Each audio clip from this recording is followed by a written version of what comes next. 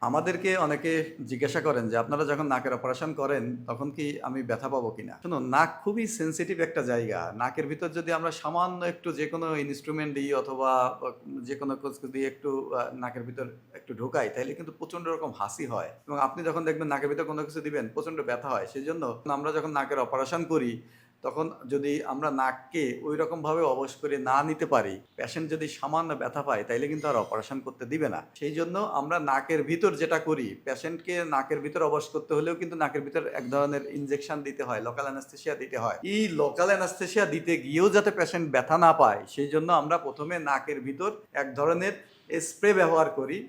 এই স্প্রে ব্যবহার করার ফলে নাকটা পুরোপুরি নাম বা প্যারাস্থেসিয়া বা এক ধরনের অবশের মতো হয়ে যায়, যাতে করে আমরা পরবর্তীতে যখন ইনজেকশন দিব এই সময়ে যাতে রোগী ব্যথা না পায়। সেই জন্য আমি আপনাদেরকে বলবো যে আপনারা পরিপূর্ণভাবে আশ্বস্ত থাকতে পারেন যে আমরা যখন লোকাল দিয়ে নাকের অপারেশন করি, নাকের হাড় বাঁকা কেটে আনি, নাকের পলিপ অপারেশন করি, সাইনোসাইটিসের অপারেশন করি, তখন আপনি বিন্দুমাত্র ব্যথা পাবেন না। অসংখ্য ধন্যবাদ।